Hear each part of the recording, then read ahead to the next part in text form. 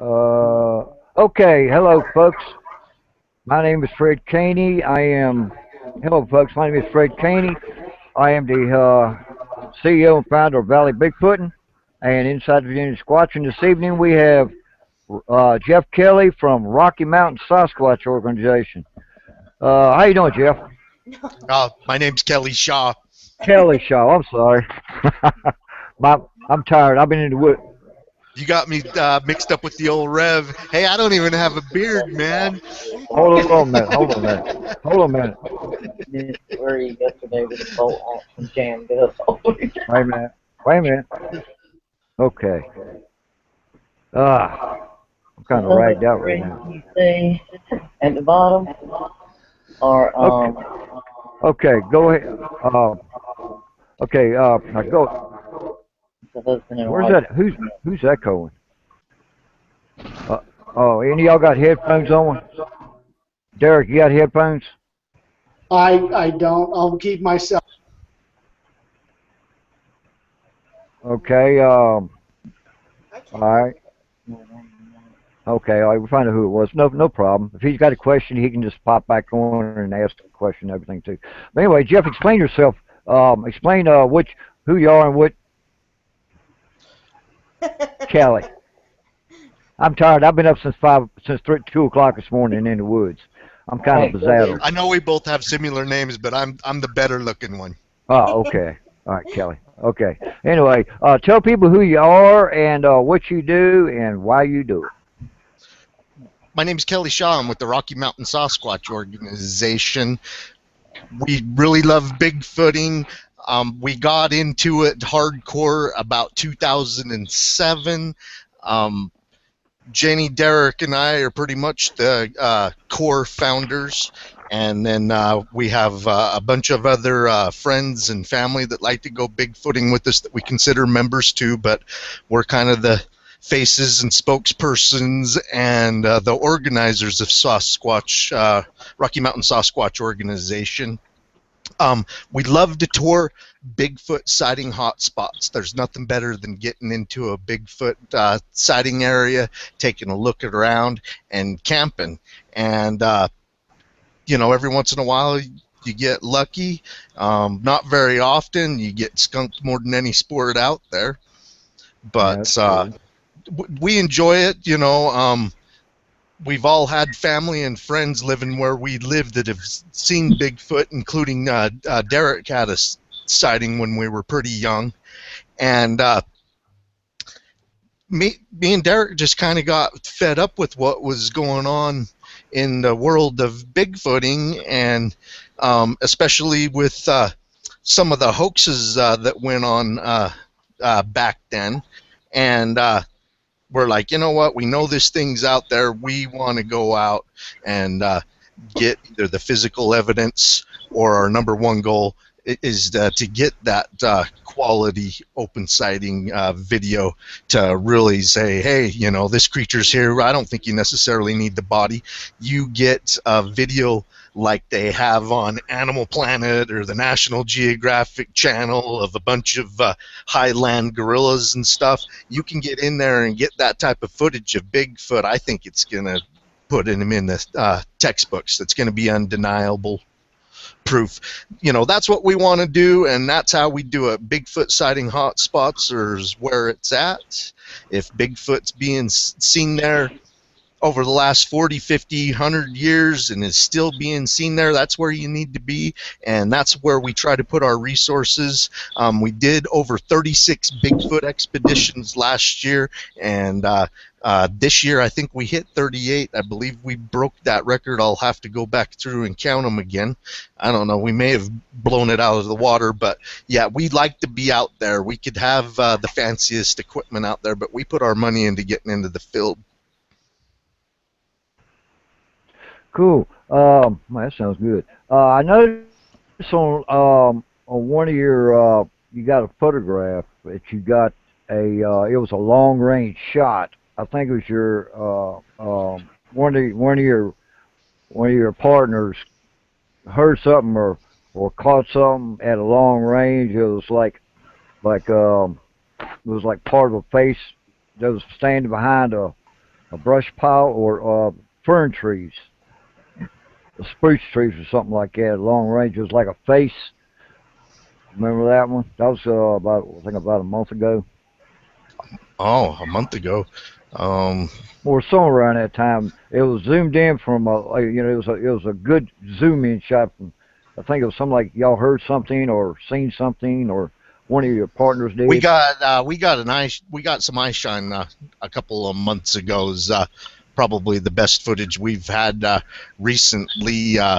We What happened is a rancher in the area that knows who we are got a hold of us and said, "Hey, guy just come running into the local store, just yelling and hollering and all excited and telling everybody in this gas station along the main road that he had just seen a Bigfoot." Overcast day, about noon, and so the rancher got a hold of us and said, "Hey, I know you guys big up Bigfoot up here, and someone just saw one." So we come in 2 days after the actual sighting and Sasquatch Canyon. It's been named Sasquatch Canyon because there's been so many Bigfoot sightings there since the 70s. I mean, in the 70s, that's when it got nicknamed that. Okay, sighting just 2 months ago. We're there 2 days after, and we've already got game cameras deployed all over the area. And we normally don't hike on a no moon night, but I mean, we'd like to go out on a full moon for safety and everything. But we went in at night and got a bunch of those cameras to bring them closer to this guy's sighting. That's what we did, is just went out, got them, brought them in, and when we were collecting 2 of the cameras by a sighting location that happened in 1977, that we found a structure, so we keep cameras around this structure. We went in and got those, and when we were crossing the river, we could hear something walking in the water to the right of us. We could smell the stench of something, and Caleb and Derek, I think, commented a couple of times that they felt like we were being watched. And we got some, by one of the game cameras up by the structure, we got some really good eye shine of something standing there looking at us. And I mean, if it was an owl, great.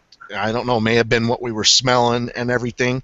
Okay, the weird thing is about 10, 20 seconds after that, Derek goes walking off in the direction where we had seen the eye shine, because he kind of sensed something over there, and then it growled. I mean, and every one of us in the group heard it just grumbling, growling at us, whatever it was. And last I checked, owls don't growl, you know, a deep guttural like a bear would. I don't know, maybe it was a bear standing on its hind legs that we got the eye shine from that eventually growled. But yeah, we got that on video. We didn't see the eye shine while we were there. We saw it in the footage when all of this happened later on. But yeah, that just happened to us a couple of months ago, 2 days after a sighting. And now we have cameras that we've been servicing within 1 mile to 5 miles in a radius around where this guy saw this Bigfoot.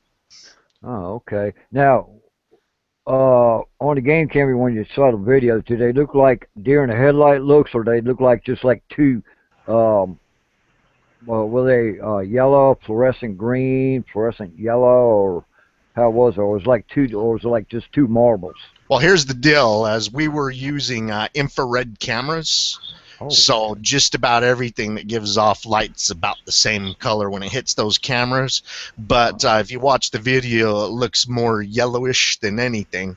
And, you know, they just didn't sit and hover there. I mean, they moved to the left and right a little bit and even squinted a little bit before they disappeared.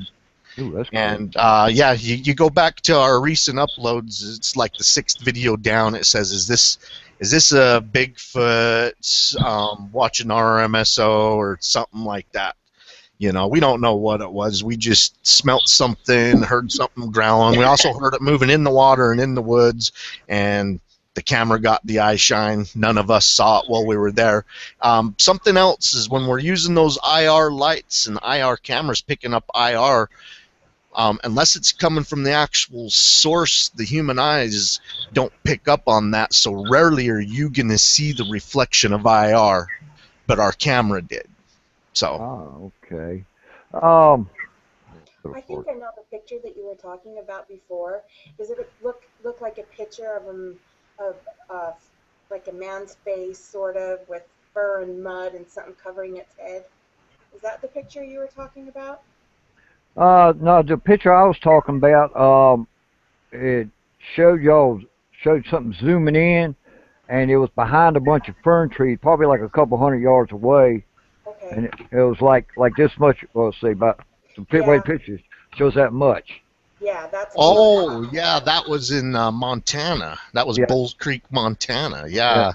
Yeah. Now was that a full blown female, male, or was it just a y'all don't know if it's We don't know what it is. A viewer pointed that out to us in the background. We were up there filming a sighting report video, and Jenny's the one that actually did the voice for the sighting report video. We like to show viewers why we're into places. So when we go in scouting around, it's a challenge for us to get as close as we can to where the person actually saw a Bigfoot, and then we give the report like a newscaster would. We're giving the Bigfoot news, so to speak.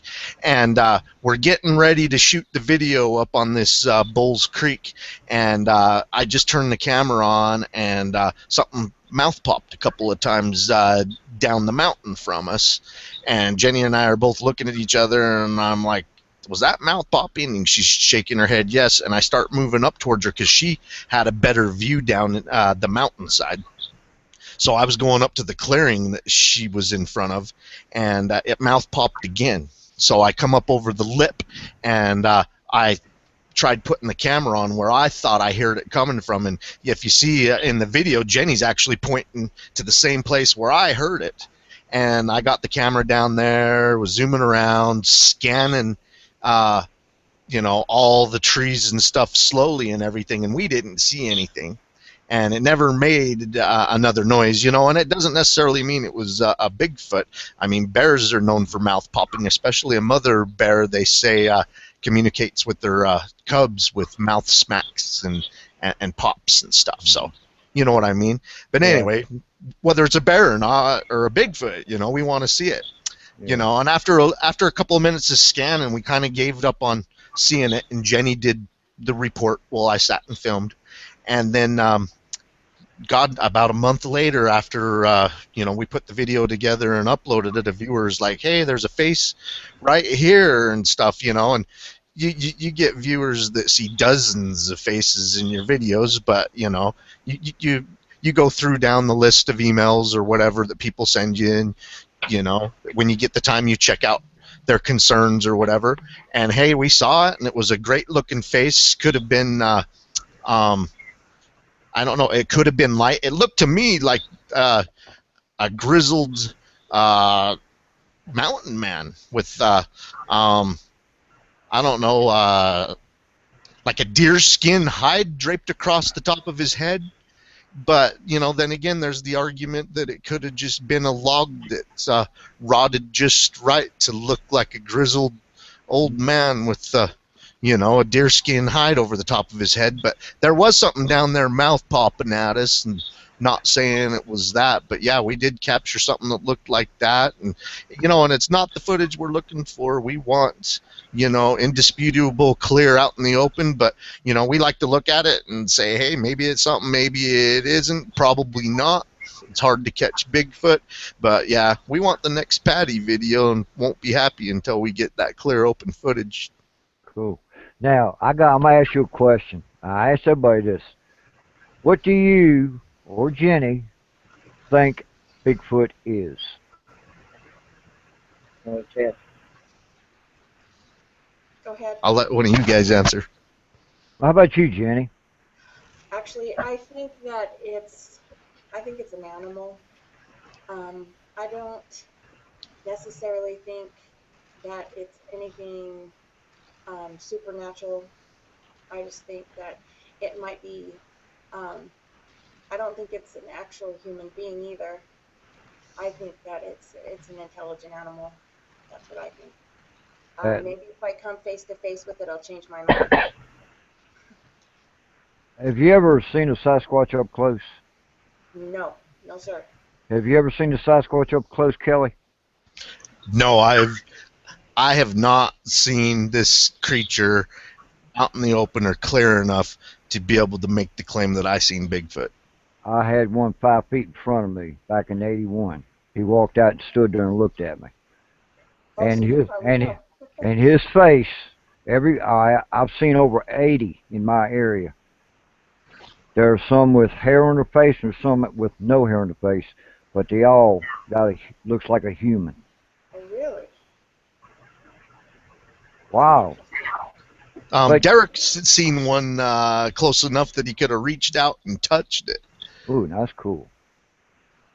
Yeah, because when this one stepped out in front of me, I mean, I had my back turned, and when I turned back around, he was standing there. I froze. He looked at me, I looked at him, and he turned around and walked away. But he was scared to live away. But I didn't feel no threat or nothing. And everything. How big was he? Huh? How big was he? About 9.5, 10 foot tall, about 4.5 cross shoulders. Oh, Head about that wide, eyes about that far apart, and his eyes was what they call a midnight chocolate. oh. His What face did, his what did face was a kind of a chocolate brown too. Kind of a not I wouldn't say I would kind of like an aborigine dark tan type thing. But they're actually their hair is thin on their arms. It's just a dark skin that makes them look like they got real thick hair. so what did it come across as to you? Well, let's see. I first learned about them from the Gilman Patterson film. Then I forgot all about it.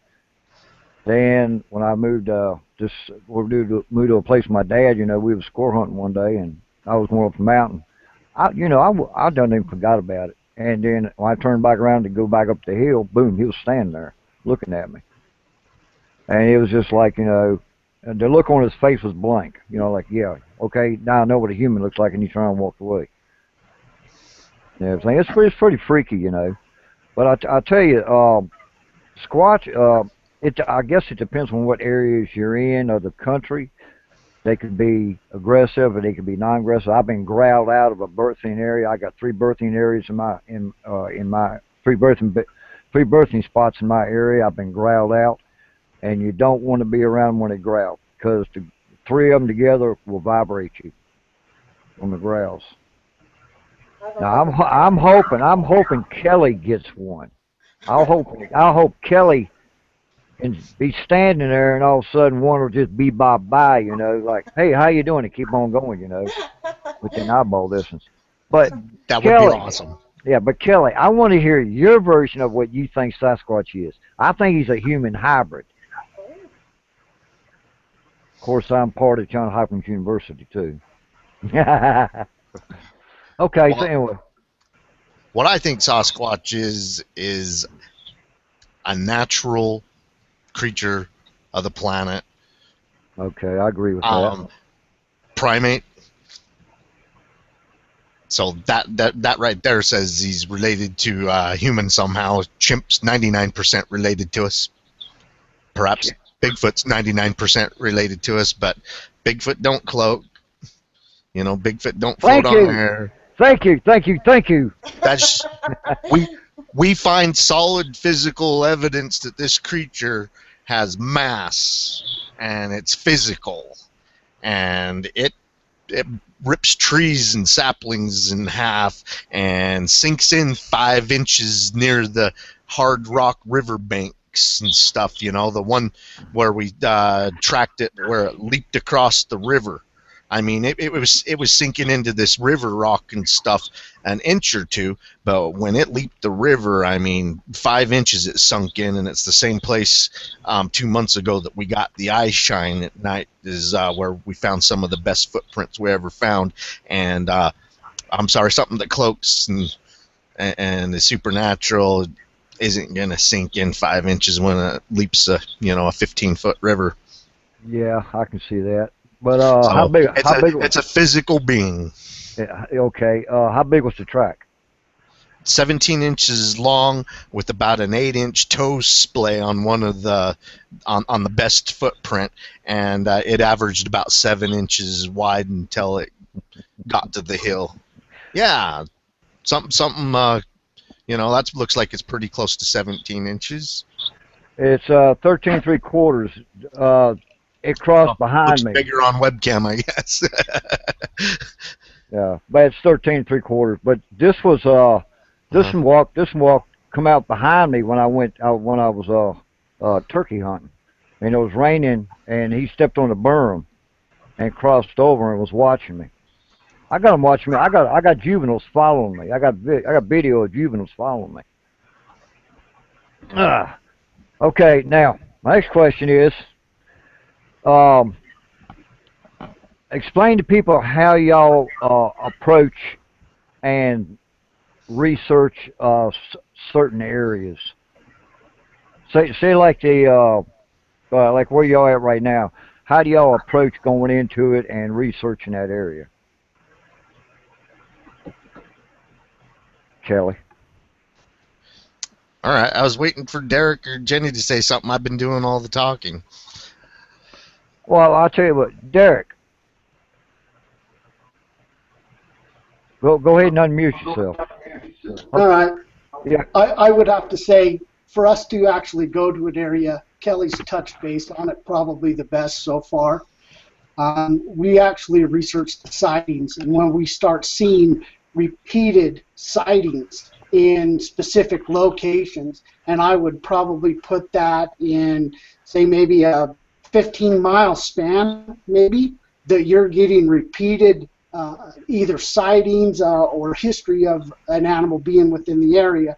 That's what first intrigues us. That's what first gets our feet on the actual ground and going into an area.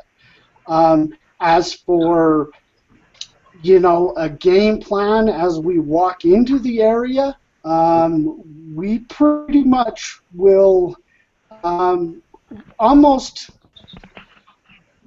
My personal feelings is the most natural that you could actually be, the better off that you are.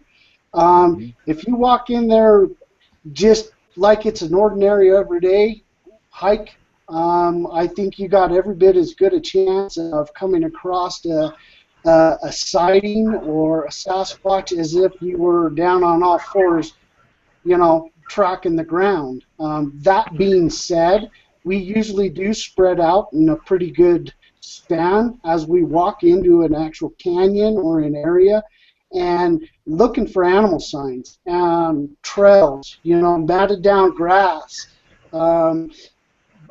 bushes, branches being actual, snapped off somewheres. And I'm not just talking big old huge, aspens that are 4 inches around that have been snapped off. Obviously, stuff like that gets our attention depending upon, the circumstances of that snap off being there. But I'm talking about movement through the natural terrain that you're in.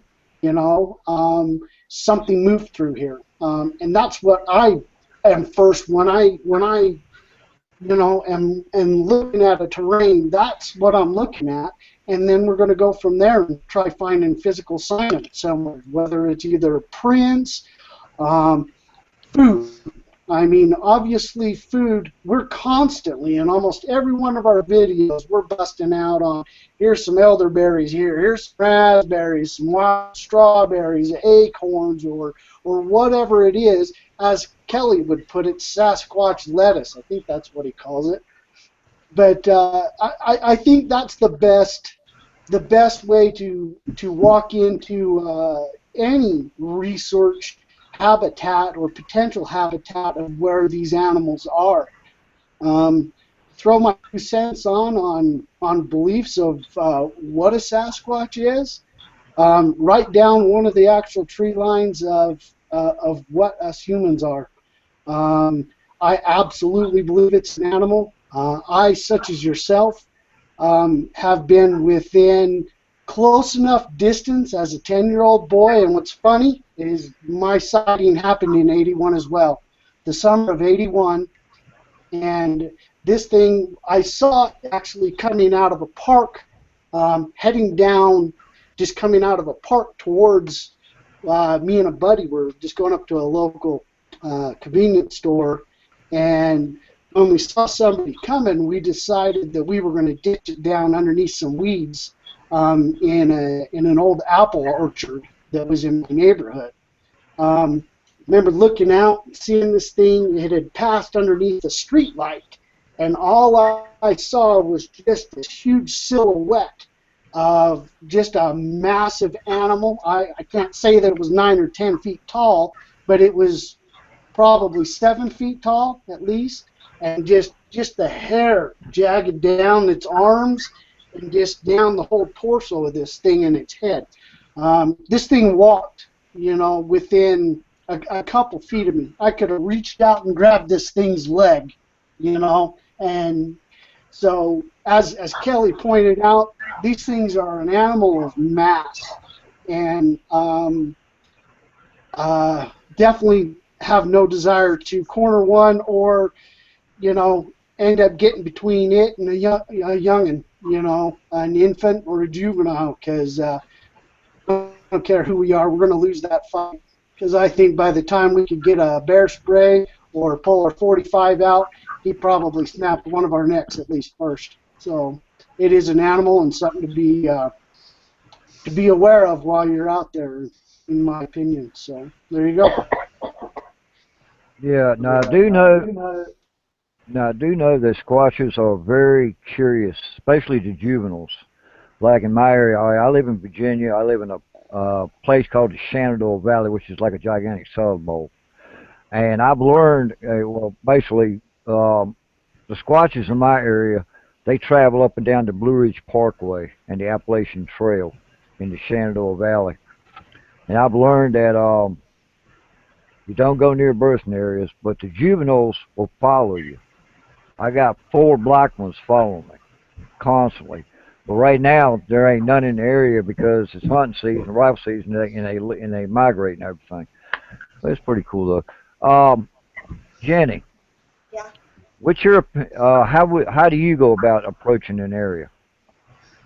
I What, like to get in tune with everything. I like to make sure that I can hear everything so that I um, feel like if anything moves or makes a sound or something slips past the edge of my sight line, I can see that. I'm always looking for footprints, but mostly I um, am just looking for movement in the bushes, the trees, the top of the ridge lines, and I'm big on finding footprints. I find a lot of footprints, and I've even found some handprints. So um, I just try to be really aware of my surroundings. So every little noise or movement, that's the only way that you're going to pick up on these things. And usually, if I see something out of the corner of my eye, I won't whip my head around and look at it. I just keep looking out of my peripheral vision, so hmm that if something is there, that I can get more apt to stay in my vision if I don't turn my head and look at it. So Ah, I just like to keep my ears and my eyes open. And sometimes I get a feeling. It's not even something that you can hear or see, but you can feel something watching you. Um, so I just like to keep in tune with everything. That's kind of my deal, how I go about it. Jenny oh, spots all the game, it seems like, when we're out on expeditions. Um, a lot of the great wildlife videos and photos that we get, she 9 times out of 10 spots them first. And that's the way it usually works with a woman. so With I think if we do get that clear open Bigfoot sighting, nine times out of 10 it'll be her getting it for us. cool. Okay, Leo, you got any questions? Yes, I have a question. Okay. Um, I've seen a lot of your videos and things that are interesting. I can just watch anybody walk through the mountains and talk about Bigfoot, and it's just mellow and easy, and I enjoy it, and I watch a lot of your stuff. Um, and I may have seen it and not remember, but do you all video behind yourself? You know, so if something is following or back behind you, do you We do that, or have you tried that? Yeah, I we have. yeah, we all have. We're really behind on the footage. We have so many hours of filming in the back or the left or the right. We're probably 20, 30 hours behind on going through that type of footage, and so we need to get caught up. Mm. What kind of cameras do y'all use to do y'all's research with? We Oh, have, several brands. yeah, we have GoPros and we have handhelds, and I don't know. You know more about that, Kelly. We have action cameras. I'll name some of the cameras I have. I love Canon cameras. Hey, Canon, send me a camera. They're a really good brand of camera. They're one of my favorite to use. Our night vision cameras are the Bell and Hal cameras, and we love Canon's A10 night vision camera. That's a sweet deal. And then Derek has several nice cameras for our drones and some handheld cameras of his own. Ah, drones. Okay, yeah, that's a good subject. Derek, so you like drones? Absolutely, I do like flying the drones. I do believe they're a pretty good resource for some good recon. While we're out there squatching, I can put a drone on top of a mountain in a matter of a couple minutes instead of us having to spend the next 5 hours hiking up this stupid mountain, especially when you're starting somewhere around 8,000 feet and you got to make it to 10,000 feet. If there's not a purpose or not something that we want to be climbing and wasting our time on that, a drone is an absolute great resource to have to get an overhead perspective, looking for water sources and different things of anything of interest that would want us to basically hike up a mountain. So we have used it in quite a few different locations, and just giving us an overhead perspective. Just for one, just this last summer, we went up to a place up in the Wilderness of No Return that is up in Idaho, central Idaho, in a place called Deadwood. And the footage that we got of just that whole area, that whole gold mining area, the abandoned homes and stuff up there, and giving you an overall perspective of the entire basically sighting location that you could pretty much see any and everywhere of where these sightings happened.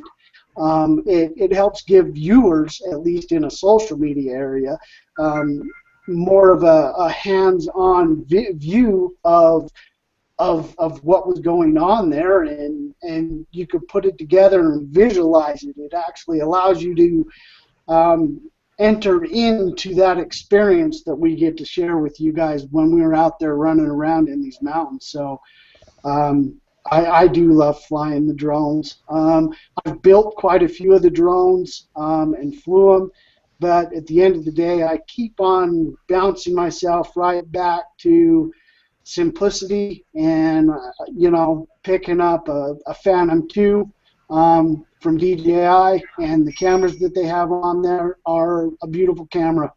They work exceptionally well. You get extremely good clarity out of them, and they're quite easy to fly. So for those that are more passionate about the video, just do yourself a favor and go out there and buy a Phantom 3 Advanced or something. I wouldn't go off and blow your money on something too expensive until you're quite comfortable with using a drone, because they're not cheap by any means. But for those that are more passionate about putting them together, you can build a really nice drone and get it out there and flying. So I recommend it to anybody, honestly. It's a good tool and a good resource to have. Oh, We cool. also love our cameras on the ground. You just, in my opinion, you can't beat a game camera.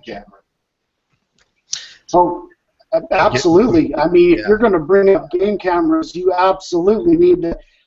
Kelly's not into audio as much as I'm into audio, but the last video that we put out there, we had picked up on some absolutely primate sounding whoops and howls that are a part that we got from a game cam.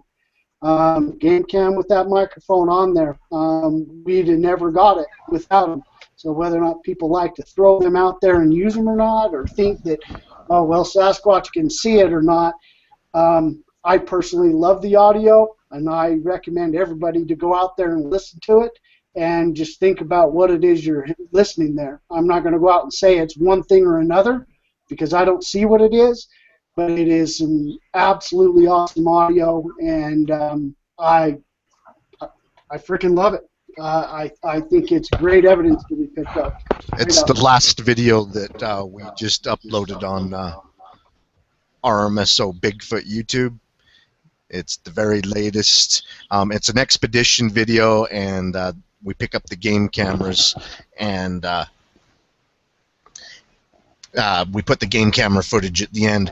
And that vocalization's on there. It vocalizes pretty close to the camera, it sounds like, and it lasts, I don't know, maybe 10 seconds. And I don't know, elk and deer and bear, they make a whole host of vocalizations and stuff, and it could very well be one of them, but I've never heard a vocalization quite like what we captured on this game camera. Cool. Okay, we have a question from the chat room. It says, has anyone figured out the migratory routes, through winter routes? Well, we've found in one of our areas that they usually come through during the fall, but that doesn't mean that's the way it is everywhere, but we get a lot more activity in our areas through the end of August through the 1st of November. What about the summer? Do y'all get anything during the summer months? Summer seems to be a rough stretch for us. It's almost like the dead of winter. I mean, we don't get as much activity in the summertime. The areas that we get the activity in the fall, we still don't know where they're at during the height of summer. We have a good guess. They're as high as possibly they can be, just like the elk. The elk want to stay cool, and then elk want to stay where the mosquitoes aren't. So I'm sure the Bigfoot are staying high in the dead of summer. Yeah, it's completely like with me, like in my area, summertime is the best time, and fall and winter is the worst time. What was you saying? We do have one spot that's pretty hard to get into, so we rarely go. It usually takes about 8 hours to do a hike in and out, and Wow. we do get up over 10,000 feet, and we have had quite a bit of activity in that area. But in the summer, you usually have to be over 10,000 feet around here to get some activity in the middle of the summer. What do you? That being said, just to add to that as well, 4th of July, we actually had an experience with me being up with a girlfriend and the kids that was right around, I don't know, how high is it where we were there? It's probably 9,600 about feet. 9,600 feet. Yeah, it's up there, and we're talking backcountry. We're talking 20 miles out in the wilderness is about as where we were camping, and that was a pretty good experience that we had. That was 10, 15 feet away from us at the time. So, and it was a juvenile kind of young son, 12-year-old that was with me that literally had the eyewitness account on that. So that just goes along with hotter months being here in Utah. The higher it up, probably the better off that you're going to come across one of these animals. Oh, okay. All right. Um, Kelly, Mhm. what is the number one advice you would give to somebody if they say, "Hey, man, I want to learn and I want to get into squatching"? Go. Well, you definitely need a way to record your evidence. So a tape measure, a notebook, and a decent camera. You don't have to spend a ton of money to get started, but you want to be able to record your experience, especially if you have the experience, and get out to places where people see Bigfoot. In the area you live in, you may have heard of people that have seen Bigfoot that doesn't report it to anybody that's going to put it on Facebook or BFRO or whatever. I think more sightings go untold, unreported. I mean, 90% of them are that way. I think only 10% or less actually report their sightings to somebody. So, Okay. saying that, if in your general area, if you've heard of a lot of people seeing Bigfoot in a certain area, go in and look around.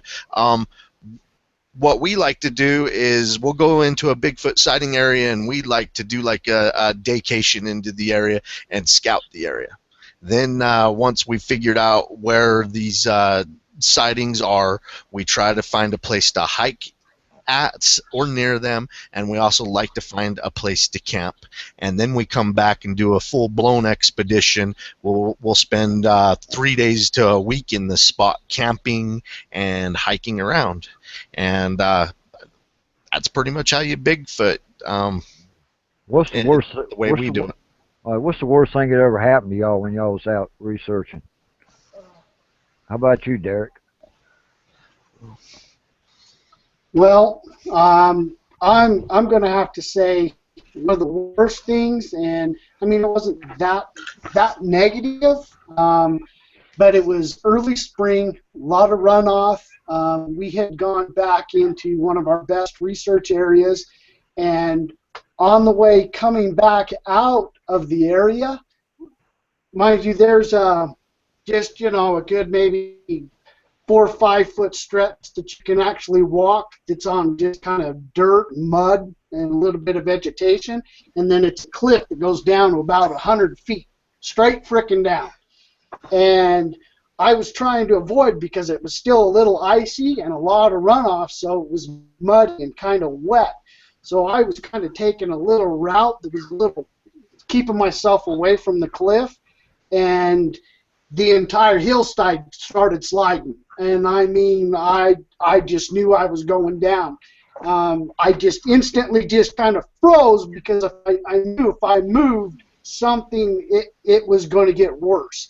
And it took probably, I mean, both Kelly and Jen were sitting there, and I think it probably scared the hell out of them as much as it did myself, because honestly, if I think if I wasn't experienced at what I was doing and I might have panicked, I think I'd have gone over an edge, and you'd have been choppering my ass out of there because it would have been an ugly thing, and that's probably one of the worst and scariest things. So to go along with the question that you asked Kelly there, be prepared for wherever you go. Have yourself a good pack, first aid, rations, lots of water, and just absolutely be prepared for the unexpected. That's my advice. If you're going to go out and you're going to play, be bear aware, first of all, because chances are if you're going out there hunting for a Sasquatch, you're going to be in an area where it's got to be able to support a Sasquatch, which means it's going to have large predators, mountain lions, bears, etc. So Yeah, be bear aware of our your worst time environment out, at all times. my personal worst time out Bigfooting was when we had a weekend where Jenny and I got harassed by a couple of black bears pretty much most of the weekend, and we didn't sleep at all. The very first night, I mean, it started off to be a good night. We saw a wolf, observed it for about a minute and a half that night, just after the sun went down, and then once we got back to camp, we're like, oh, cool, that's a wolf, and we had taken video of the wolf, and it just didn't show up. We didn't know it at the time until we got home that this video didn't actually show up of a wolf. That's a rare sighting in Utah. And we get back to camp and everything, kind of excited about that and getting dinner set up, and this is after dark, and we started having black bears vocalizing on either side of the camp, and they were communicating to each other through our camp, and that bothered me. So after it went on for a while and they got closer and stuff, I got out my shotgun and shot into an embankment, to scare them off, and it did. They went off and started vocalizing back and forth at a further distance and stuff. But after we went to bed, they come back to our camp, and one of them crapped right next to our tent. And so we didn't sleep at all that night. I kept the fire stuck up all night because they wanted to hang around our camp that night for some reason. And so that turned out to be a bad weekend. We're up there to see Bigfoot, not get harassed by black bears. Okay, I got a question. We got another question for you. From Leanne Catwallace, and she asked, some say Bigfoot is dangerous, and others say they're harmless. What are the researchers' opinions on this? What is y'all's opinion on it? My opinion is they're both. Just like a person, I think it depends on where you're at, which one it is, what you're doing. I think that for the most part, and in our experience, they're very, very timid, curious creatures. However, we have come across some really raunchy ones, and one in particular, and I believe that just like a person, everybody has a different personality, and so do they. And I think that there's maybe only 1 in 20 or something that can be a big turd, but they're out there because we've come across some pretty raunchy ones. What about you, Kelly? I agree. I think for the most part, they're shy, they're elusive, and they fear men for a good reason.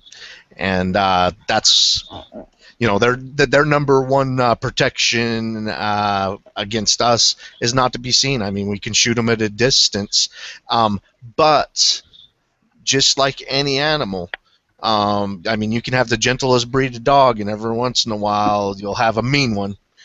Yeah, and so I think that's with any animal or creature. And heck, I mean, you may have a good Bigfoot that's gentle, elusive, wants to avoid man, and it has a bad night, a bad day. I don't know, get shot.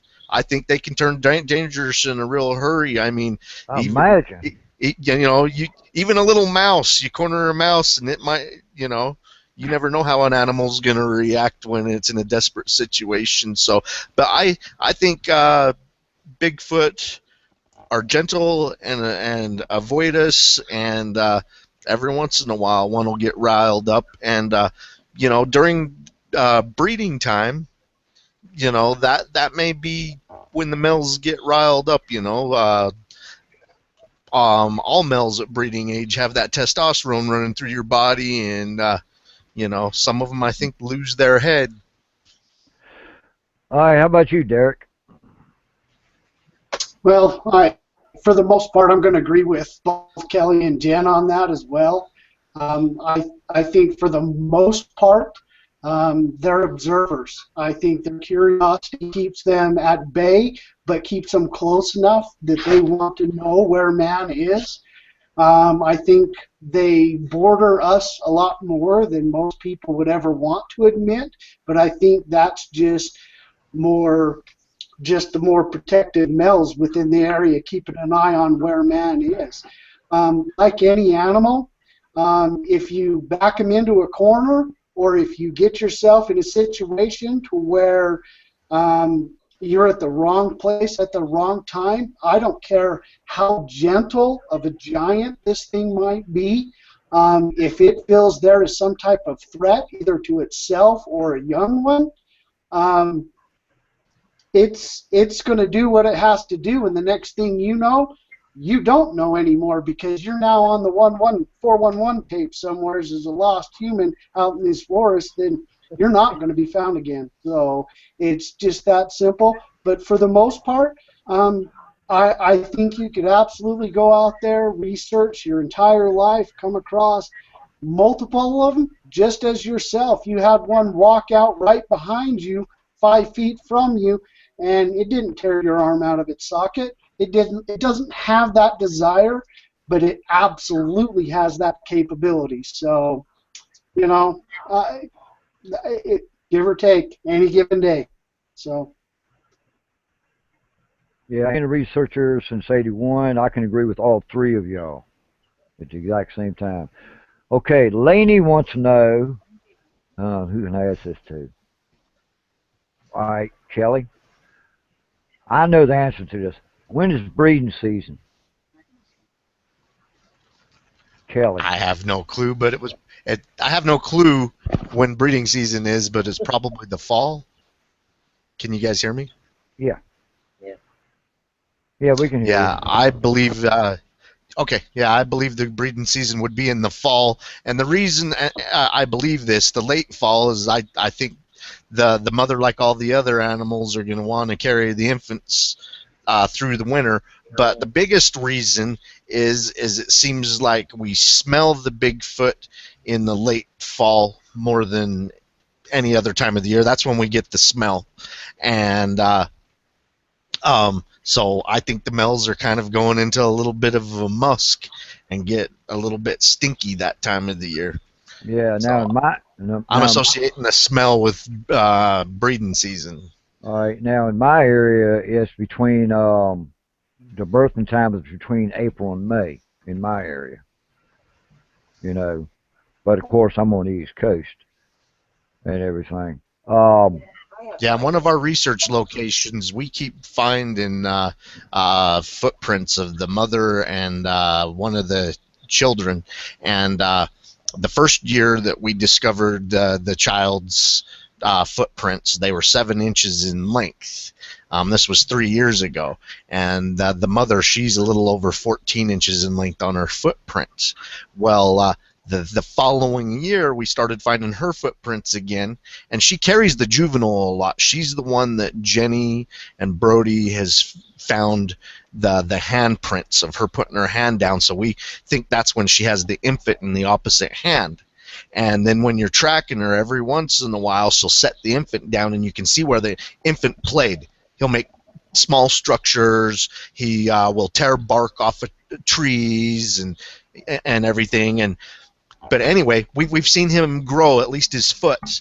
Last year, his foot's 8 inches in length, and unfortunately, this year, well, it was early spring that we saw the footprints, and they were still about 8 inches in length, and we haven't seen them since early spring. The mom and the baby's footprints. I think on the expedition that we just uploaded the other day, I think Derek did find the mother's footprints, the little over 14 inches, but we didn't see the child's this time. But you can tell that the adults really try to walk in places that they're not going to leave tracks, and when they do, you can see that they try to get to the through those areas as fast as possible.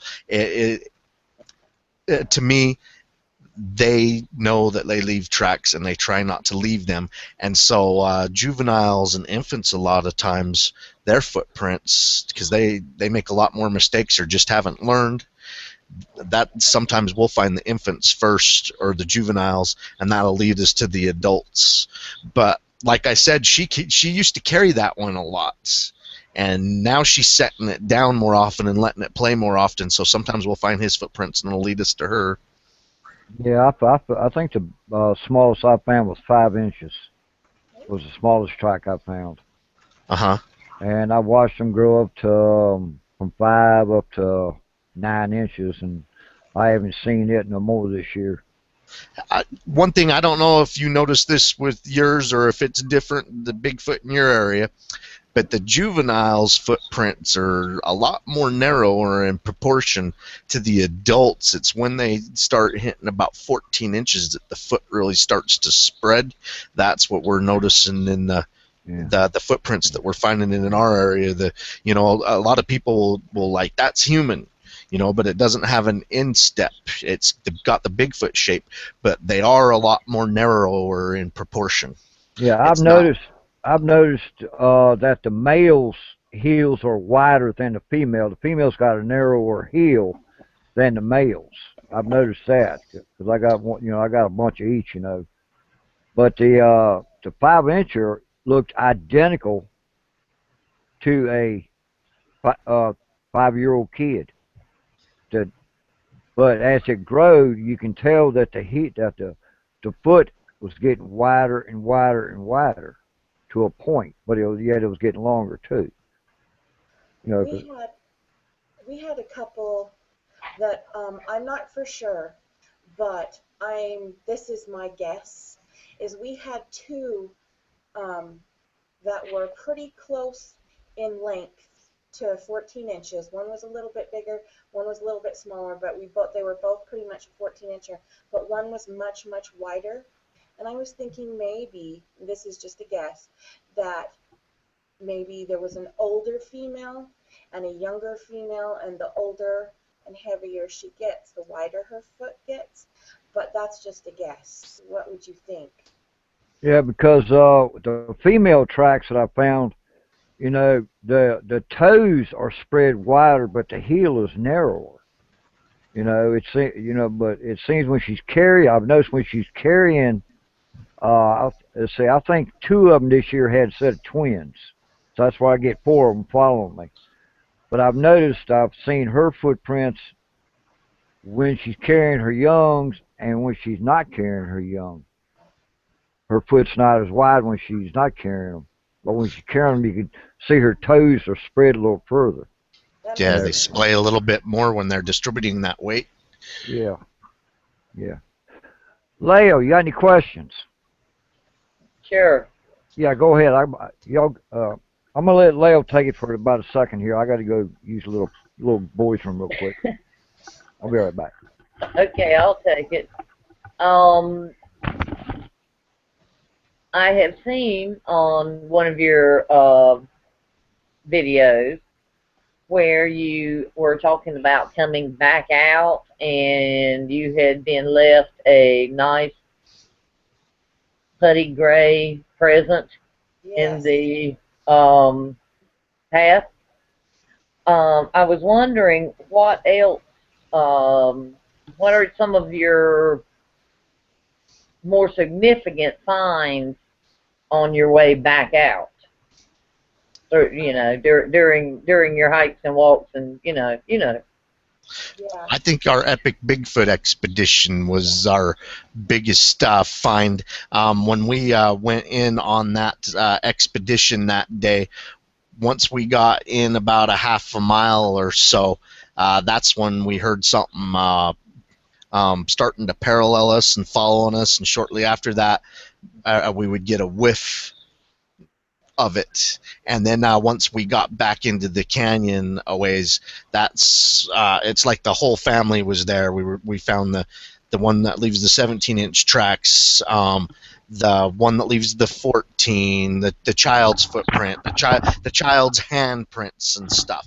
And then on the way in, there's this area where we always find these rock stacks, and they're completely within a human's realm to be able to make these rock stacks. So we've always kind of ignored them. But this particular day, Jenny and I believe it was Brody decided, hey, let's make one of these rock stacks. So they made a little rock stack and whatever. But anyway, we go back in and we find all this great stuff, handprints, the smell, everything going on. And on our way back out, we find the footprints of the one that we heard following us that day, and it's the one that leaves the 19-inch footprints. Well, anyway, it come down off the mountain right near where we built the little stack where we find lots of rock stacks.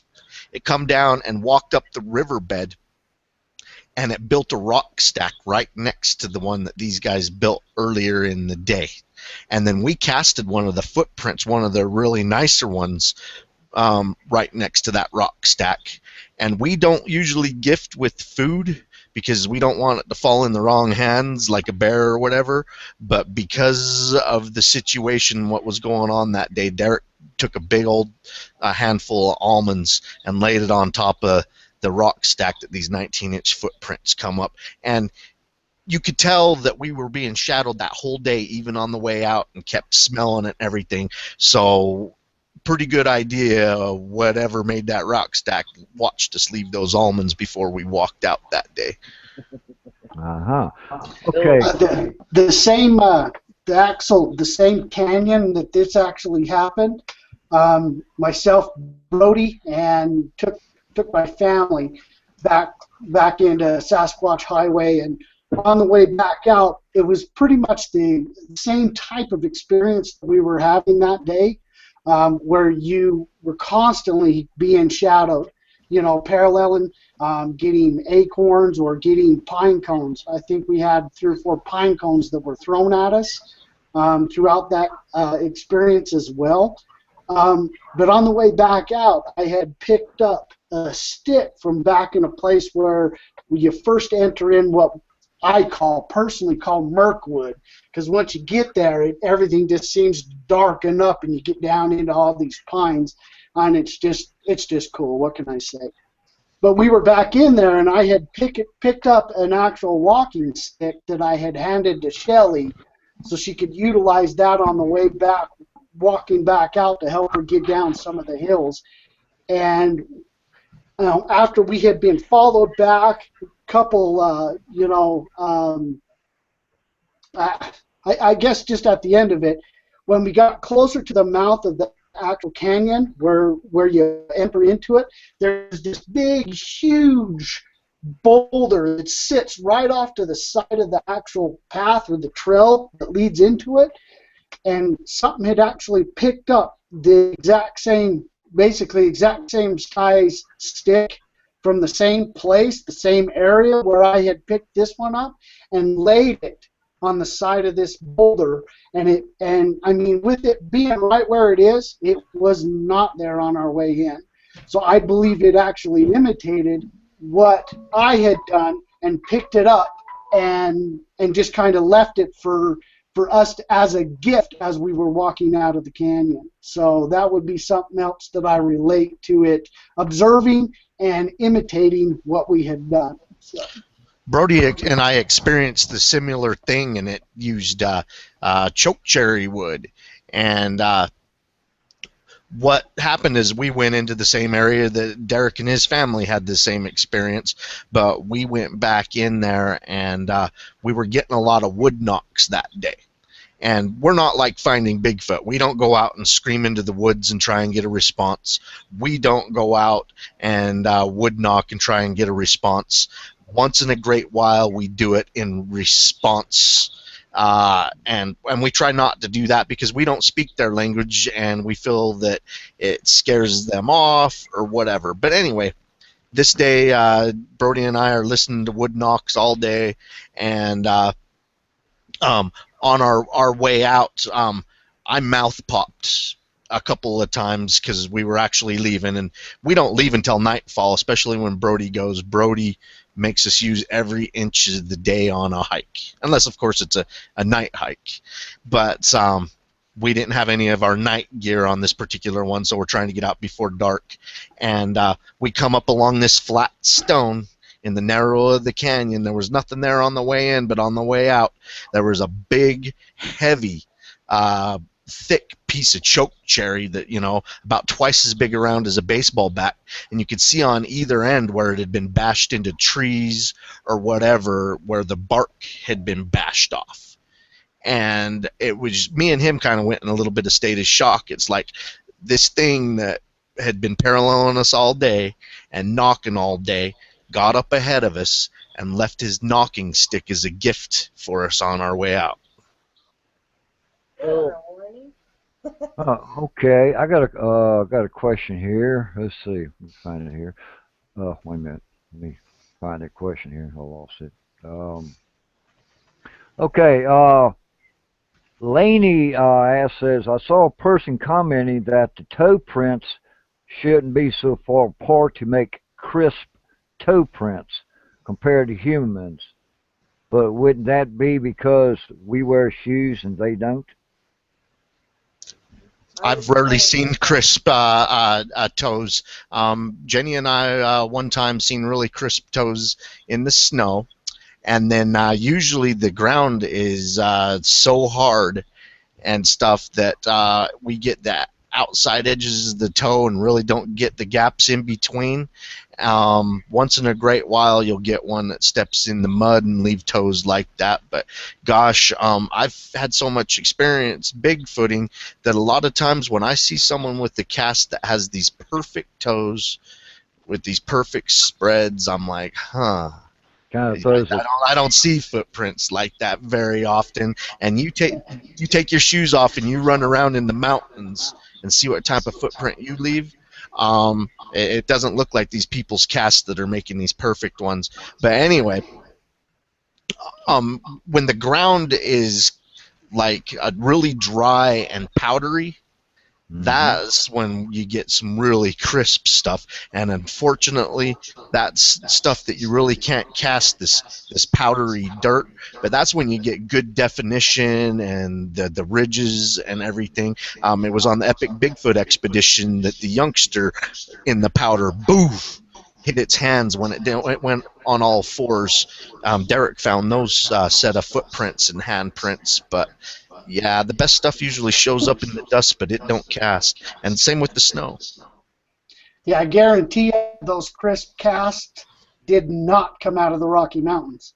No, unless it's a mud hole. Yeah. But And the mud's the perfect consistency. in my answer to what that woman was asking, or excuse me, if that's who it was, I do believe that the reason why their toes are splayed more than a human's is because they don't wear shoes. When we wear shoes, it forms our foot, and it actually pulls in our little pinky toes and forms our foot into a nice little curve. And that's just my guess. And they don't wear shoes, so their feet are free to spread, and ours aren't. And that's a better way for them to distribute their weight and everything. You know, we've become dependent on shoes, so we don't realize the advantages of being barefoot. It's a disadvantage to us. We've come to adapt to shoes. So I think those really good toe spreads, man, they're digging in. Yeah. I mean, they really use those toes. Okay, question here. Can Kelly, can you no, Derek, can you describe what the Squatch's handprint looks like?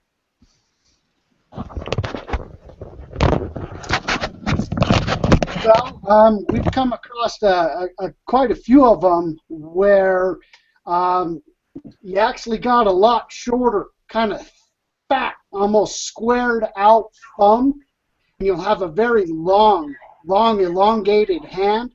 We're talking, golly, it was a good probably 7.5 inches across by about 11 from about the bottom of your palm to the tip of that fall, or the center finger. But the thumb was quite a bit shorter and fat, almost kind of blunted end on it. Was it is it kind of like a human thumb, or is it up higher or down lower? Flat and that. It actually seemed like it was a little bit lower, and a little bit more jutted out, kind of straight out from ours. Ours seems a little bit more rounded there, more kind of flat out and straight up.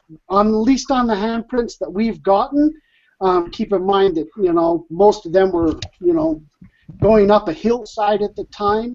The one that we did find that was flattened out on the ground was one of the juveniles. It was an infant, and it was shaped rounded inwards like it had been out on all fours. And that shape actually seemed quite a bit different just because of how it was utilizing the hands at that point. So All right. I think that's probably the best description I could give of the handprints that we found. All right. Have y'all ever found any birthing areas? No, not that we know of. No. Um, Not a birthing area, but there's a place in Sasquatch Canyon where we see the mom sets the juvenile down to play in a couple of spots where it will make these little, like, 3 or 4 foot tall mini structures, just like the adults make the teepee type structures. And then, like we says, it'll do its little snap offs and tear the bark off of trees, and it's just amazing. You sit and find these structures and think, hey, this was probably, with all the Bigfoot evidence we're finding back here, this was probably Bigfoot that made this, because it doesn't make sense for a person. But you're still like, well, but it's still in the back of your head, well, maybe people did come in and make these. Well, then you're tracking a mother Bigfoot, because we often find the small footprints alongside of hers, and you can see where she's putting her hand down, climbing up to some of these flat hidden spots up on the side of the mountain, and she'll put her left hand down, and you just know she's probably carrying that infant, because she gets to these flat spots and she sets it down to play. So I don't know if you could call that a birthing area, but I guess they feel safe enough to let the baby play in these areas. And by the way, we think it's a baby. We think we've caught its crying on Derek's the day Derek was using the parabolic mic, or Brody or somebody. How does We it got some sound? crying. How does it sound? It's on our website. It's All on right. the audio section of our website, I believe, right, Derek? Don't we still have an audio tab? It is absolutely on there, and when we caught that audio, it literally sounds like a baby crying. And when we caught it, we're probably It was 5 miles creepy. back out in the It's middle of creepy at nowhere. first because it sounded a lot like a human child crying, and Absolutely. it's kind of like, you feel for him. You're like, oh no, I hope it's not a human child out here lost. But then you find the juvenile's footprints and the mother side by side, and you realize that, hey, we probably just captured a baby Bigfoot crying. Yeah, go to www.rmso.net. Go to our audio tab, and I think we've got a dozen audios that are unusual enough that we put them on there, and one of them's this baby crying. And hey, maybe it was a bear. I know bears can make crying noises too. So Well, we heard one night, me and Daniel Benoit was out of his area, and we heard sound like a baby whining. So I got back to my house, and by hearing, I went through every known animal that I know in the state of Virginia, from a newborn all the way up to an adult, on crying or distress call. Nothing matched. I don't know, now if I listen to with Derek recording, it sounds the same, then I know what a baby Sasquatch sounds like. But I couldn't figure it out what it was. Even though I went through all these animals that I know on distress calls, nothing matched. So it was wild. So We've actually had ranchers within the area as well report the exact same sound, stating that they've heard babies crying. So yeah. Even the locals to Sasquatch Canyon have heard that. So in a sense, to answer your question about have we found a birthing area, without putting 2 to 2 together until really now and really thinking about it, chances are, yeah, we have. But at least we found an area that evidence points to where there's juveniles and infants within the area. So, but have we actually found like a habitat where a birthing may have actually taken place? I can't say that we've come across something like that yet. okay, let me answer that question for you. That thing for you. The birthing areas that I found, the birthing bed, the birthing itself, They take a spot about 6 to 8 foot wide, 10 to 13 foot long. They line sticks around it, and they defecate all the way around it. And when that baby's born, the baby's like really wild. And the smell of that defecation scares it, makes it stay next to mom until she's ready to go. I found blood and I found afterbirth. Oh, that's kind of gross. And Did you, guess what it come back as? what's that? Unknown primate. Unknown primate. So, That's you know, interesting. it's pretty wild. But I got a question for Jenny here. Jenny, have you ever tried singing a pretty song when you think a Bigfoot is around, or are they attracted to your singing? No, I haven't sang. And I don't think it would be very pretty if I did. But I do whistle little songs. I've tr- And I've tried singing. I will try now. But I have whistled little songs. And I've done that, and I've actually got a response from that. I'll tell you what I did. When I go in the woods and I'm by myself, I come up with any off the wall song I can, and they will let me know if they like it or not. If they hate it, they'll throw a rock at me. Oh, I might get a rock then. Well, you know, and the only reason I do that is to for them to give the location away. Like when I walk through the woods, I feel like something's following me. I'll stop, I'll look around, and I'll take about 8 or 9 steps, and I'll stop. I'll grab a tree and stop in mid-step. For a squatch to watch you without being seen, he has to take that one last step to get in that perfect position. So he can see you, but you can't see him. Okay. And if you pay attention enough, he give his location away. And I got a couple videos of big males squatting down behind a tree. Look like a tree this way, and all of a sudden it comes straight out and bend down. You know, pretty cool. Nice. Yeah, that is. But you know, singing does some off the wall stuff. We'll have to try that for sure. Thank you. Music too. Oh, yeah. We haven't tried that either. Has Kelly ever tried to sing one time out there? No. Well, I think if Bigfoot heard me scream, I'd definitely get my arms torn off. oh, heck. No, I don't think any of us have tried to sing. But yeah, Um, really, Honestly, yeah. thinking about that, I mean, we're always like Jen mentioned earlier, having just that perception of the surroundings. You know, that's probably prevented any type of music or song or anything like that going on. At least as far as me being out there and concerned, because you know.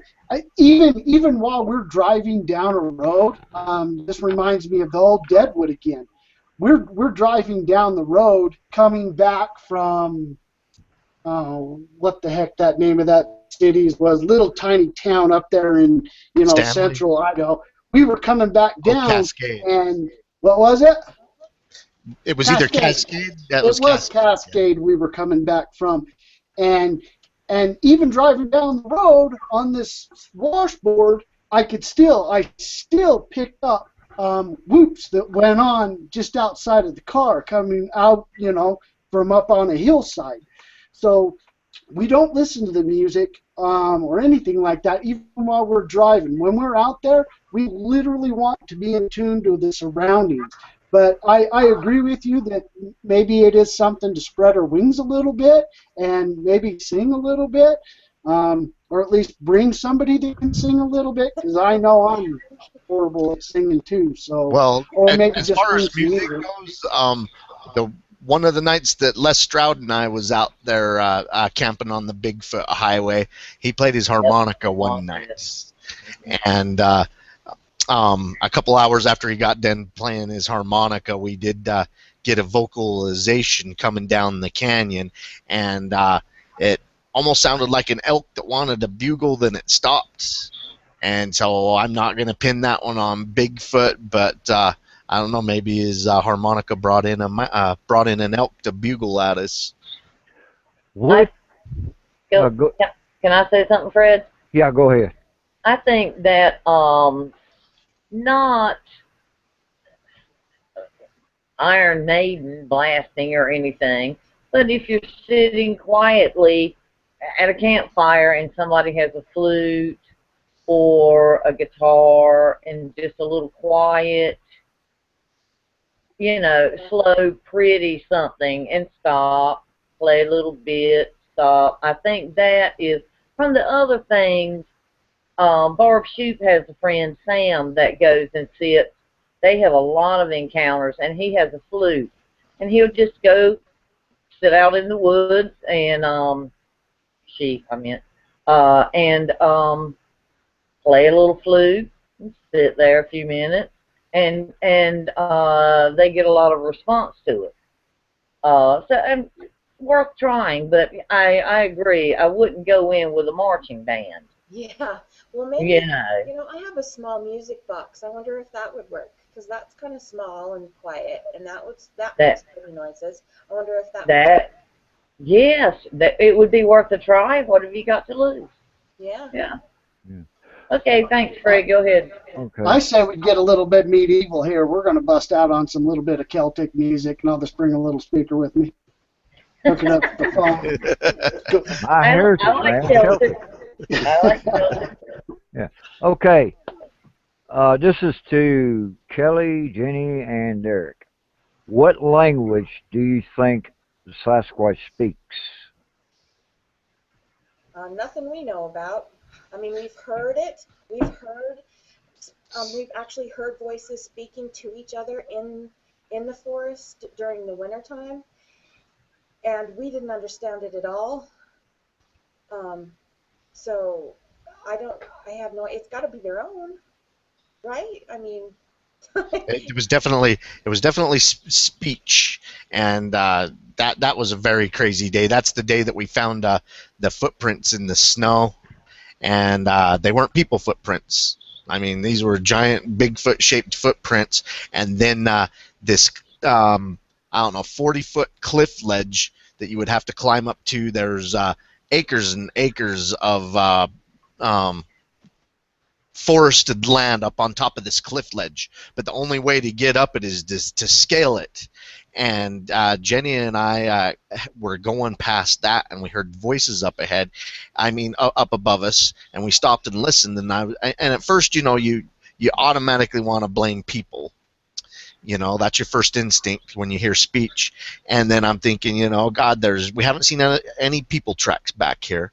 And this cliff that you got to climb is covered in ice and snow.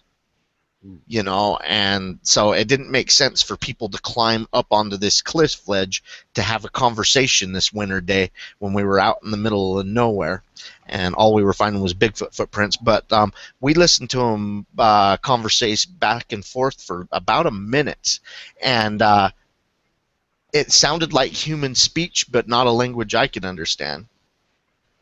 And we did have a camera rolling at the time. And the camera didn't pick it up. We probably would have taken a parabolic mic to capture this, and I'm a camera person. I don't pack the parabolic mic. It's usually when we have 4 or 5 of us that we have enough people that someone can actually carry that parabolic mic, so we didn't have it that day. It was just Jenny and I. Oh, okay. Yeah, I picked up some chatter one day, and I sent it to this lady, friend of mine out in Colorado. She's a Cherokee. She calls herself a Cherokee spiritualist on the reservation, but she teaches ancient language.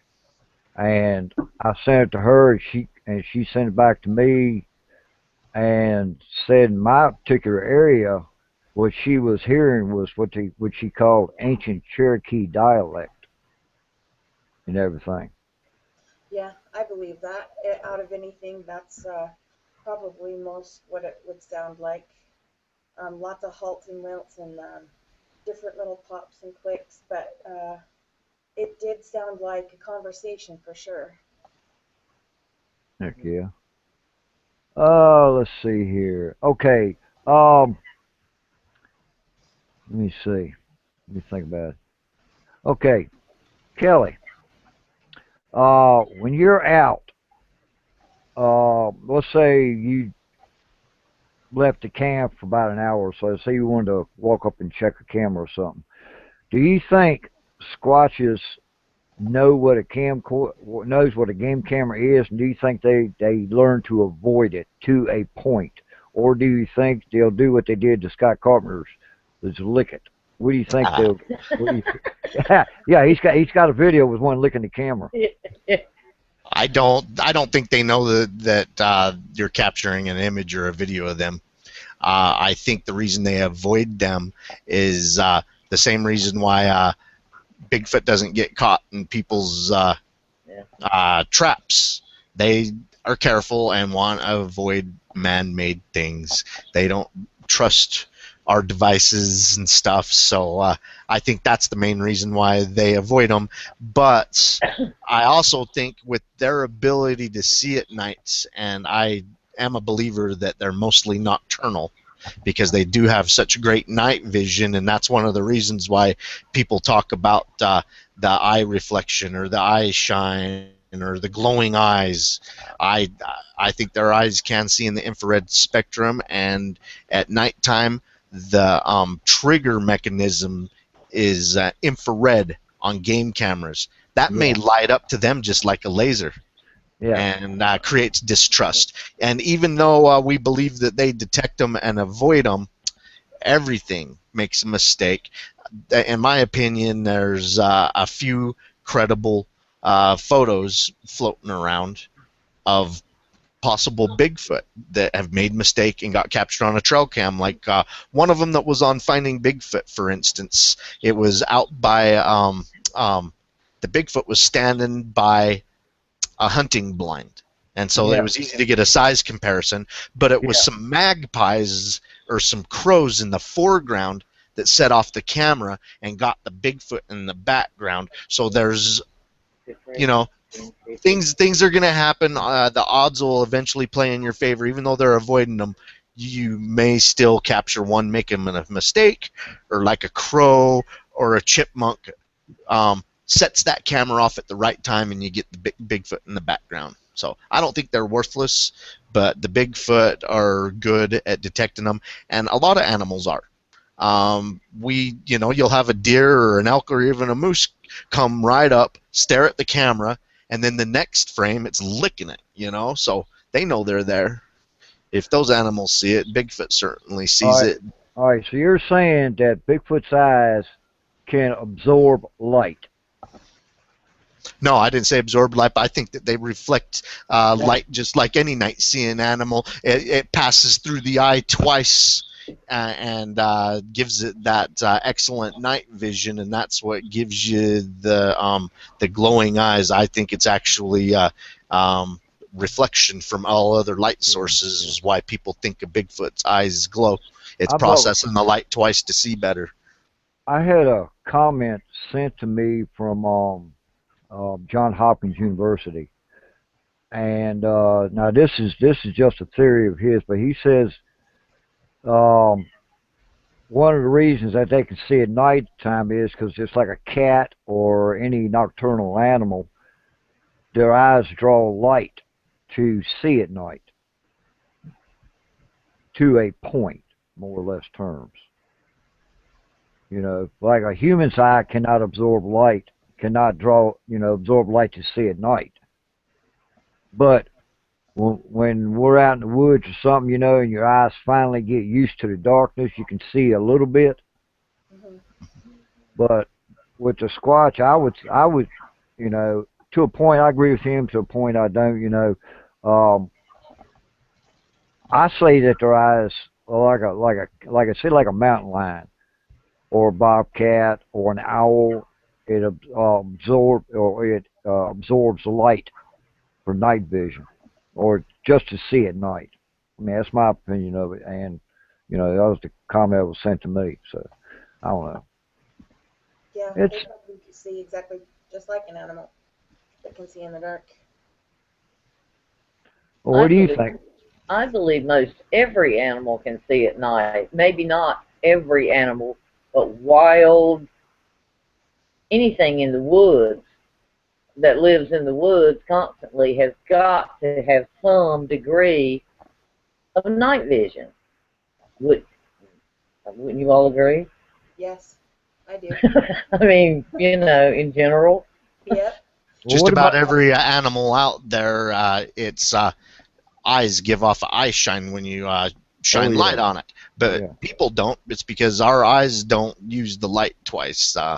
They use the light twice, and it gives us good reflection on them. So I yeah. I think Bigfoot has that, but I also think Bigfoot also takes it to the next level. I think Bigfoot probably has one of the best night visions in the animal kingdom.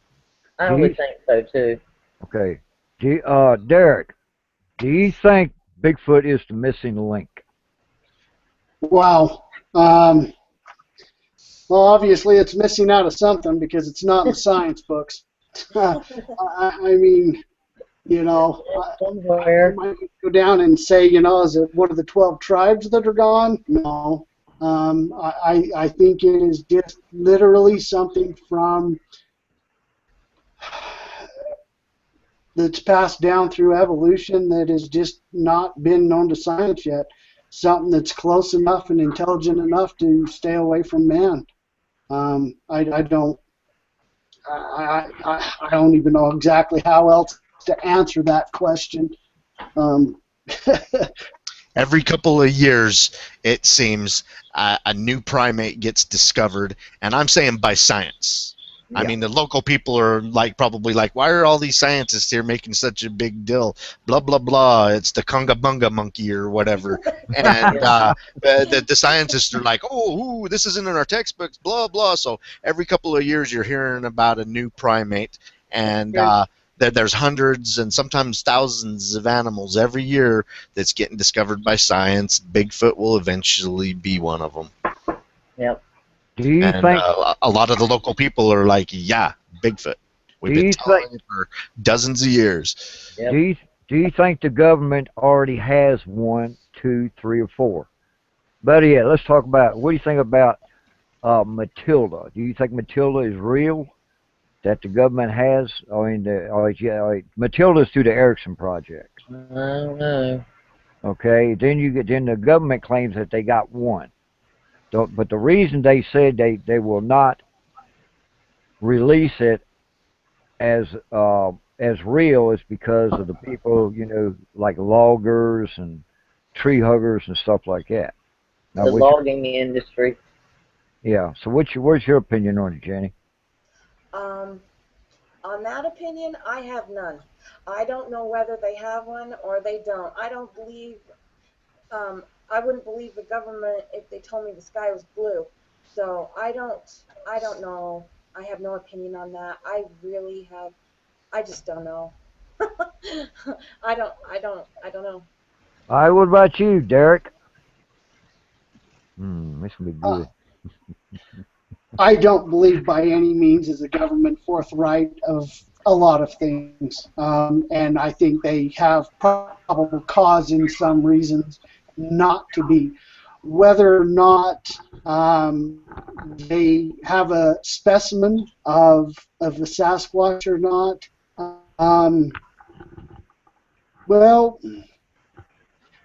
I'm a knower. I know these animals exist, so I would not put it out of the realms of the government having one of these, having confiscated a dead animal or a dead carcass. You hear reports of it from all over, that there was a body once, it's now gone. Is it a whole UFO type thing? Is it an Area 51 type thing? You know, I, do they have one? I couldn't tell you one way or another, but it wouldn't put it past them to have one I agree. and not tell us. Now, what about you, Kelly? I'm not one to believe in government conspiracies when it comes to Bigfoot. I really don't think they give a rat's ass, to tell you the truth. But politicians are money driven. Yeah, they have no reason to give a crap about Bigfoot unless it can put money into their pocket. And if lobbyists, say for instance, the forest industry, everybody's always talking about that conspiracy. But if the logging industry is paying them to not identify Bigfoot for whatever reason, they're putting money into politicians' pockets, and they're going to go that route. Yeah, because every time I've asked a politician, they'll start to say something, and then all of a sudden they'll stop and like, oh no, I can't answer that because I really don't know. You know, they'll The logging industry got me elected, so yeah, Bigfoot doesn't exist. Yeah, basically, yeah. Okay, now we are coming toward the end of the politician, end of the show here. So I'm gonna ask each one of you guys on your opinion, on your guess on this.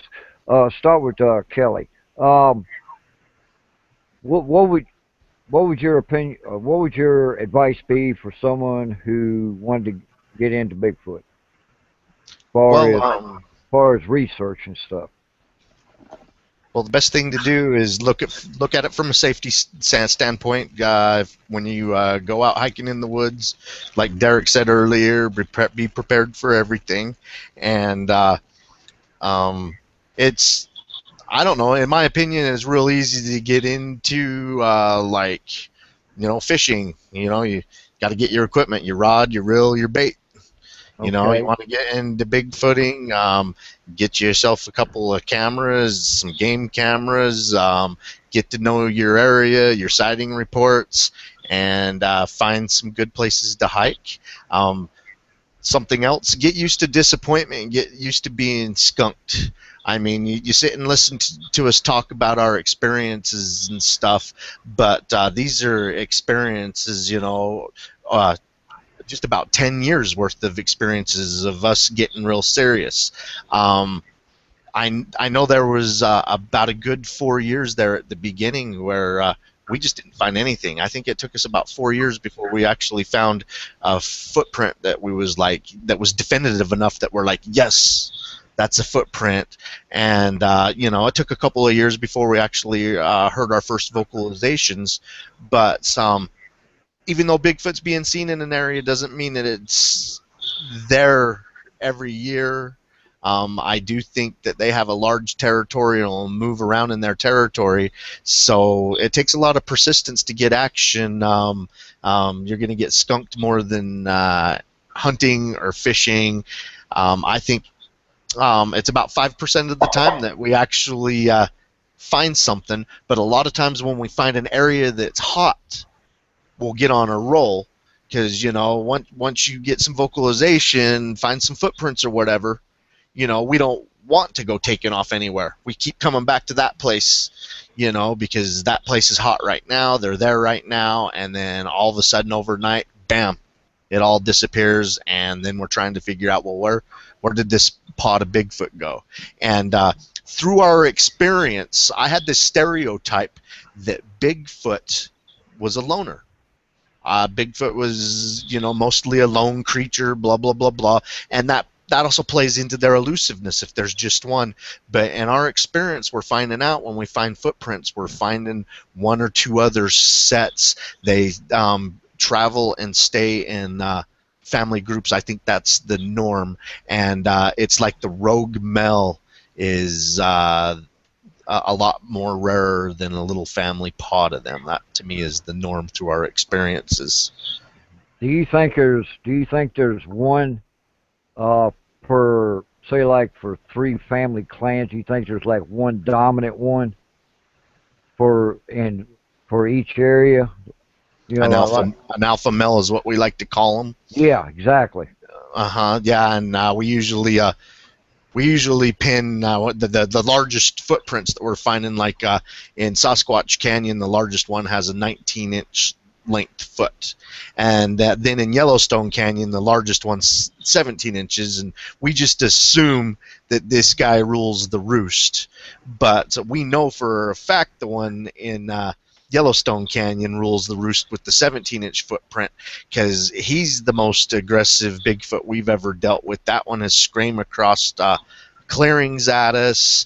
We've gotten the most vocalizations out of him. He seems to parallel us and follow us the closest.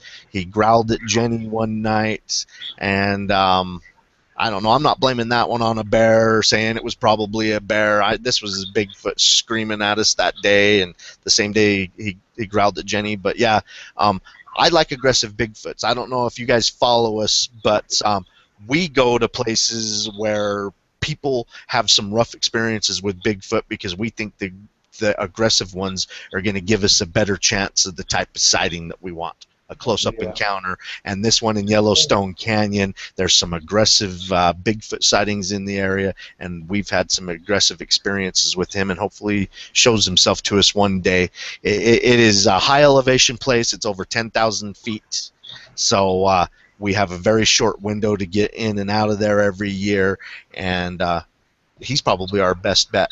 So yeah, he's the alpha we've identified in the area with the 17-inch footprints. Why do you think he gets aggressive? Territorial.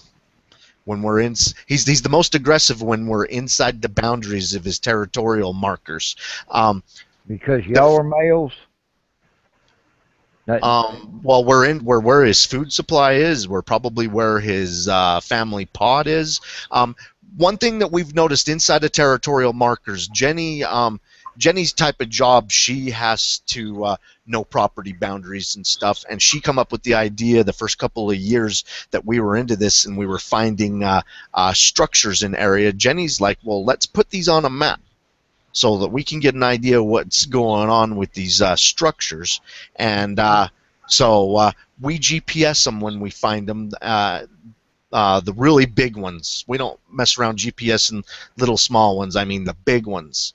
And we notice that they surround a territory in a pie shape, usually a triangle shape. Yeah.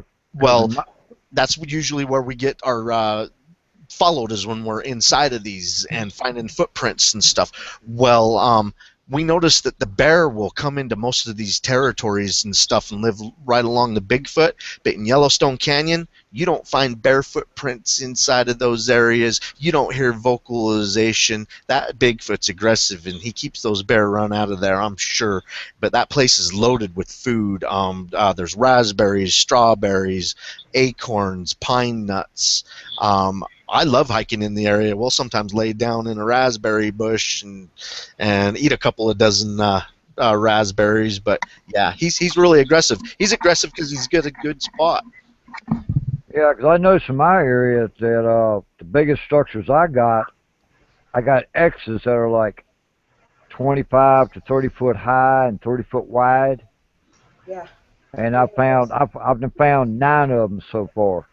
And inside this area here is where I'm having all these juveniles and everything. I don't see the adults much. I hear them. You know, they'll do like dove sounds, you know. And I've learned that a dove, there's one particular note that a dove can make that a full-grown squatch cannot make. And he'll screw up on that sound every time, and I know it's a squatch. And besides, in my area, there's no dove in the woods. And these dove sounds, you'll hear one on top of the hill, then on my right, and you'll hear something down to my left. And doves around here live in cornfields, farming areas, you know. Yeah. And these dove sounds will follow. But all the action I'm getting is inside these X's, and they're like a quarter mile to a mile apart from each other, and it's in, like you said, it's in a pie shape. But of course we're right off the Blue Ridge Parkway too, so, and I do know in my area that they migrate, but they do come back and give birth to where they were born at. That's something I did learn about two family groups that move that come in every year, and they'll go back to the same place that they were born at and give birth to their young. That's something I did learn. Well, that's interesting. Yeah, I mean, I'm still learning, because every time I go in there, I let my senses open up and I just listen. You know, I've done habit. I've left food. Like cinnamon rolls and stuff like that. And they've left me gifts like a little square with a X in it, and they'll make it like a little cup on the ground, and put a pine cone in it or something like that. But that's the juveniles doing that. I don't see much of the adults, and they're not very vocal. I hear chattering once in a while, but that's about. I've never heard any really loud yells or anything like that. But the baby crying has got me puzzled right now, so I gotta go to y'all's website and check that out. And if it sounds the same, I, then I can tell my friend, hey, what me and you heard that night was what we thought it was, and everything. Okay, one last thing for the thing, and this is for you, Jenny. Okay. Okay. Wait a minute, it just left me. Okay, anyway. I have something I want to say before we all go too. Okay. Okay, Jenny. What's good advice from you into Bigfoot? Be in tune with your surroundings. Use your eyes, your ears, your nose, smell everything. Just be in tune with nature. Pay attention to your surroundings. Listen, feel, see. Just really concentrate on where you are, and don't be distracted. Because if you're not going to pay attention, you're not gonna find anything. But that's my thing is be in tune with where you're at. Pay attention and Okay, act natural and not aggressive. cool. Derek, your Yeah. opi- your thought. It's sleep. Um, my thoughts getting into it. Open your heart, open your mind to what you are doing when you're out there. A lot of what Jen just said there, being very in tune with nature. At the same time, I think,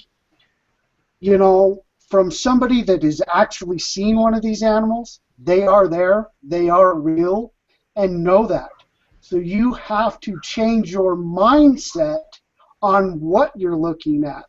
I think in so many instances, there are, you know, uh, you could be staring something right in the face and not realize it for what it is, because you don't have the mindset and belief that, there's so many ranchers and farmers out there that probably have seen a Bigfoot, and as far as they are concerned, because of their mindset, it was nothing more than a bear. And it'll never be anything more than a bear because they don't allow themselves to understand the concept of these animals are a real physical being out there. So change that mindset. And I think that will help you get to what Jen just said, being in tune with nature and seeing that footprint. I bet you, oh, I don't know. How many of us, if you spend any time out in the woods, you've come across a footprint and just didn't even realize it. And it's because you're not in tune to that being there. You just don't expect it, so it's nothing. So that's my 2 cents. Well, I'll tell you, when I first got into it, didn't pay attention. I've been in since '81, and when I go in, I let all my senses kick in. I've noticed, you start to notice stuff that you never did before. Like I've learned when I see a tree snap, I look at it, I touch it, I feel it. I've noticed that if a squatch does it, when they snap it, it's got to either twist to the left or twist to the right. Yeah. You know, I mean, it's just stuff like that, you know, and footprints. I'm always looking at the ground because I track, you know, and I see 90% of the footprints I see you can't cast because I track in the leaves, and that's hard to do. I mean, I found some nice footprints, but I couldn't cast and everything. But It's you rare know, to find a castable footprint. You'll find hundreds of them before you get lucky enough exactly, to find one that you can cast. exactly, exactly. Okay, guys, I thank y'all. I'd like to have y'all back again next year, couple months, whatever, and see how y'all doing. When is where's y'all's next expedition going to be at, and when do we expect to see some juicy stuff from you? We Yep. we're going to be putting out a lot of expedition videos this winter. We just put an expedition video out. We uploaded it last night at YouTube, RMSO Bigfoot. You can also find it on www.rmso.net. You can get to our latest expedition video, but that expedition video has a couple of footprints we found a couple of days after a Bigfoot sighting, and then the cameras in the area that we collected. One of them had those unusual vocalizations. It's a 24-minute expedition video. Cool. That sounds cool. Okay. That sounds good. Like I said, my name's Fred Caney, Valley Bigfoot and Inside Virginia Squatch. Want to get in touch with me, go to Facebook or my YouTube channel. It's Freddy59100. And stay by for my next show. Will be December 5th with Sharon Day. So, everybody, peace out.